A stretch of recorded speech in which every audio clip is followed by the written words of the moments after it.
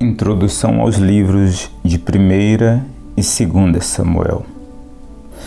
4 personagens dominam os 2 volumes de Samuel: Ana, Samuel, Saul e Davi. Do ponto de vista cronológico, os relatos se concentram em torno do ano 1000 a.C. Estamos praticamente no centro da história, entre o chamado do patriarca Abraão, 800 anos antes, e o nascimento de Cristo, 1000 anos depois.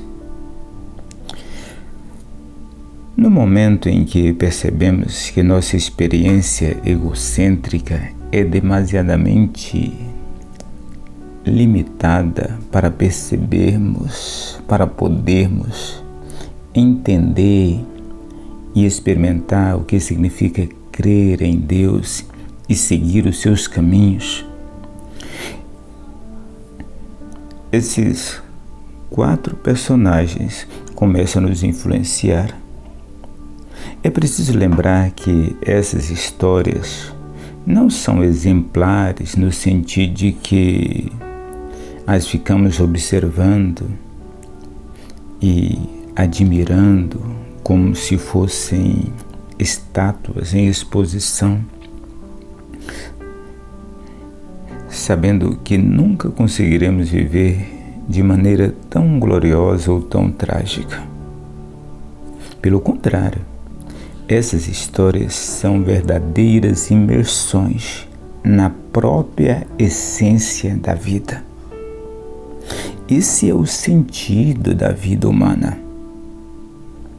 À medida em que lemos e oramos no decorrer dessas páginas, conseguimos captar esse sentido. E aos poucos, mas de modo enfático, reconhecemos que o sentido de uma mulher ou de um homem está diretamente ligado a Deus. Essas quatro histórias não nos ensinam como viver, mas como de fato vivemos, validando assim a realidade da nossa experiência diária como o ingrediente usado por Deus para cumprir o seu propósito de salvação em nós e no mundo. As histórias não alcançam esse objetivo falando a respeito de Deus, pois, surpreendentemente, há pouca referência explícita a Ele. Na verdade, há páginas inteiras em que o nome de Deus nem sequer é mencionado. Mas à medida em que a narrativa se desenvolve, nós percebemos que Deus é a presença controladora e constante que produz tanto o plano quanto a estrutura de cada sentença. Essa junção de histórias entrelaçada nos desperta a percepção de nós mesmos, a nossa absoluta e irredutível humanidade, que não se reduz a sentimentos, ideias ou circunstâncias pessoais. Se desejamos uma vida além da mera existência biológica, é necessário interagir com Deus. Não há outra alternativa. Uma das agradáveis consequências de entender nossa vida por meio da vida de Ana, de Samuel, de Saul, de Davi, é adquirir sentido de afirmação e liberdade.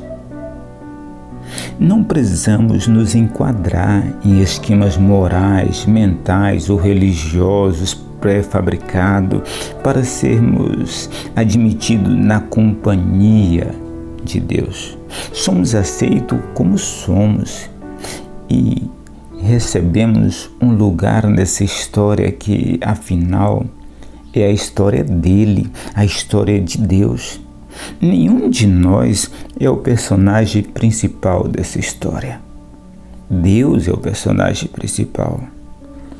A abordagem bíblica não consiste em nos apresentar um código moral e nos dizer: viva dessa maneira. Ela também não apresenta um sistema de doutrina dizendo: pense dessa maneira para que você viva bem.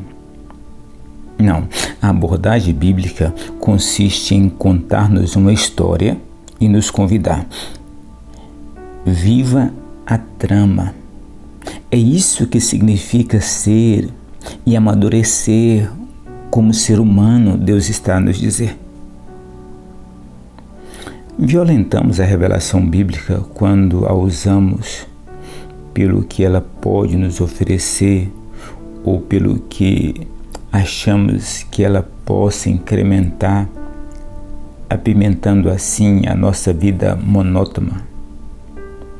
A consequência é que transformamos a revelação bíblica numa espécie de boutique de espiritualidade, onde Deus é apenas uma decoração. A narrativa de Samuel não permitirá que isso aconteça. Na leitura, à medida em que sujeitamos nossa vida ao que lemos, nós descobrimos que não somos orientados a ver Deus na nossa história, mas ver a nossa história no plano de Deus.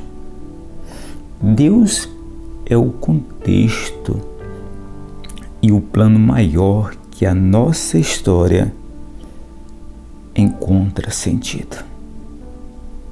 Essa leitura precisa necessariamente ser feita em oração.